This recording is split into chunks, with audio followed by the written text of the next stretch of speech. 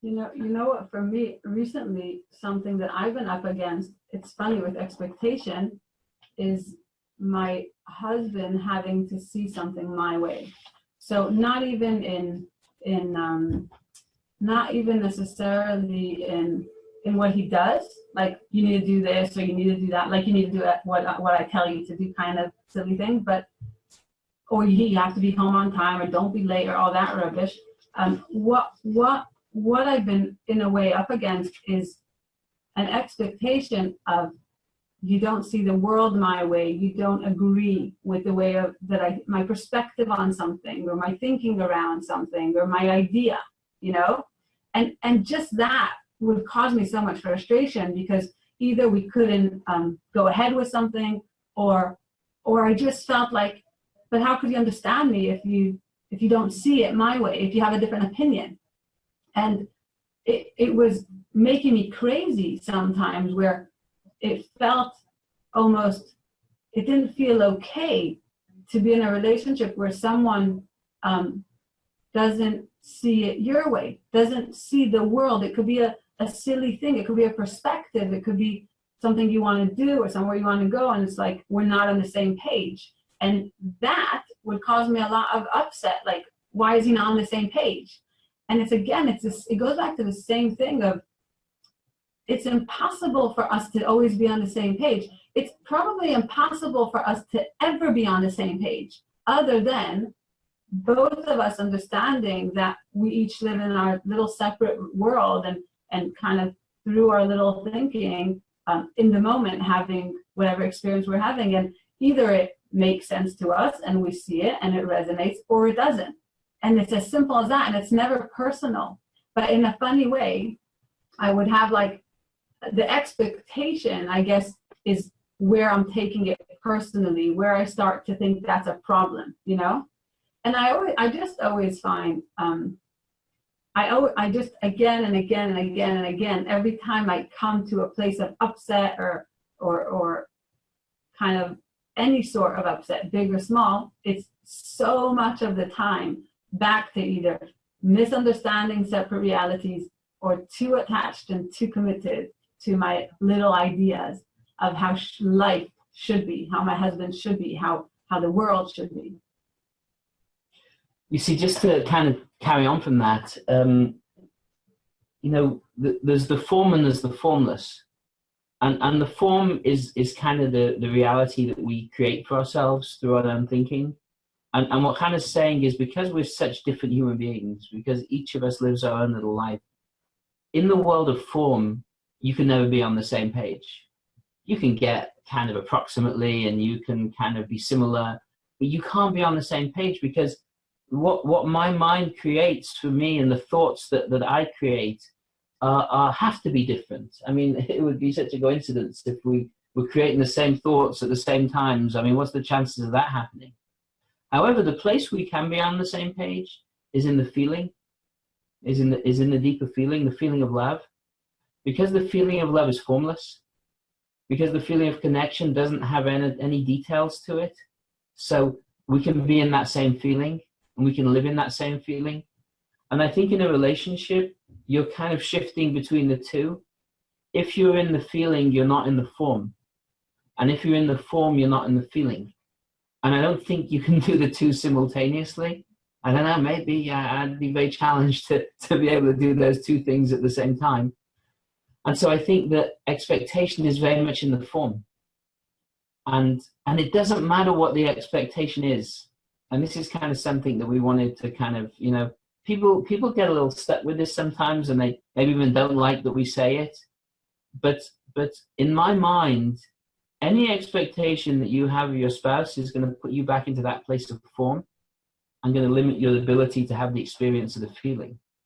And so it doesn't matter whether it's an expectation that my spouse should love me, an expectation that my spouse, let's go to some extremes here, an expectation that my spouse should be loyal, an expectation that my spouse should be kind, an expectation that my spouse should treat me in a certain way. Anytime that you're looking to expectation, you're looking outside. You're looking to the other person to create something in the relationship. You're looking for the other person to to provide something. And anytime you're doing that, you're looking to the form, and that's going to take away from the feeling, because it's hard to balance the two at the same time. Yeah. The way I see that is, and with a lot of the work that I do, it's like the ball's either in my court or in his court. When the ball's in my court, it's all about me learning to live in a beautiful feeling and making life show up from that space. And the minute I put the ball in his court, it's like I'm basically limited to whatever he shows up with, you know? And I totally used to live through the ball in his court. Like, everything was about the ball in his court. Like, if I was upset, the ball was in his court. He did it. If I wanted to become unupset, I had to wait for somehow him to do something to change the feeling that I'm living in. And today it's like, why would I ever put the ball in my husband's court? Oh my gosh, that would make a horrible life. Because first of all, sometimes he lives like a crazy person. He's mad, he's not focused, he's doing 100 things, and I'm like, oh my gosh, to wait around for you to give me what I need, you know? I'd much rather just go and do it myself.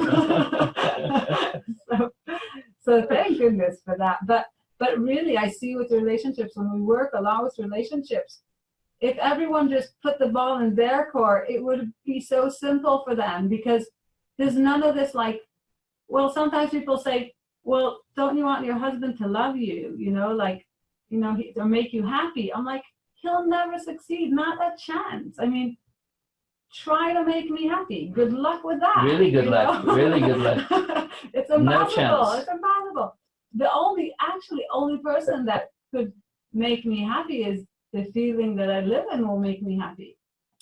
But I really used to believe that my husband could make me happy, and my husband's the one that could make me unhappy. And so many people live out of that misunderstanding today, and it makes for such a difficult life, you know? It makes for so much hardship, because we're constantly up against someone else's understanding. Like, how could he ever properly understand what I need or want? Even if he's the most amazing husband, he doesn't know what I need or what I want or what's important to me or what's meaningful to me. And the funny thing is, if I take care of myself, I could give him clues, but not so that if he wants to make a contribution to my feeling, he could try.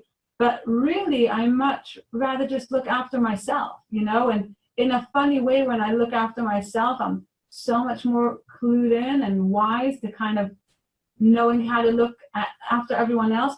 When you learn how to look after yourself, you learn what's needed to look after everybody else.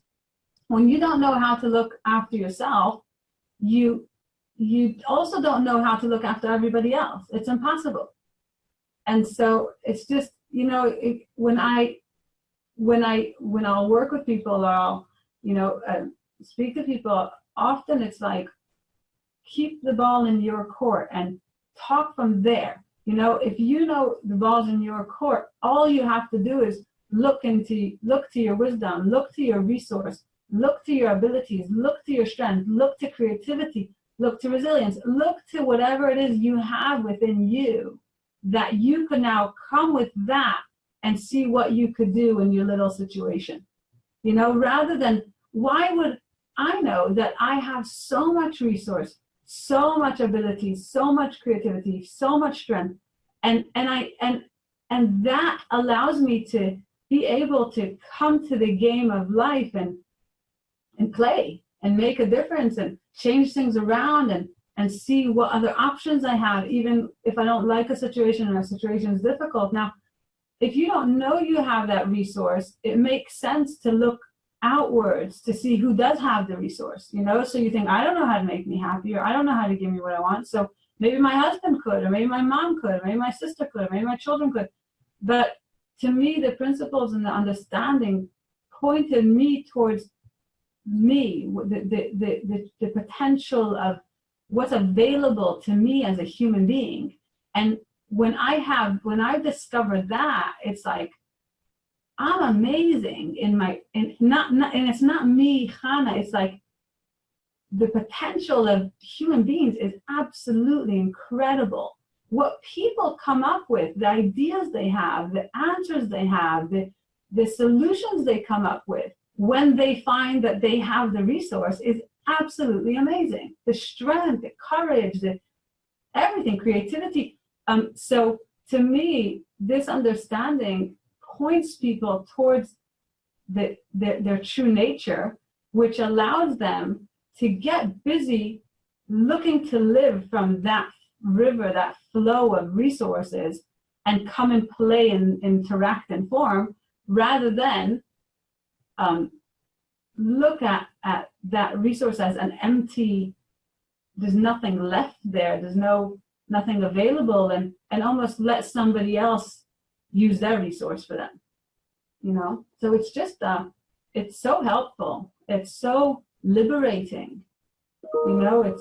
It's just the best thing ever to know that you have what you need, and he wants to be in a bad mood, enjoy. I'm not going to be, you know? Well, you are sometimes. Sometimes. Yeah. That's not because of you. Well, I shouldn't say that. It's always because of you.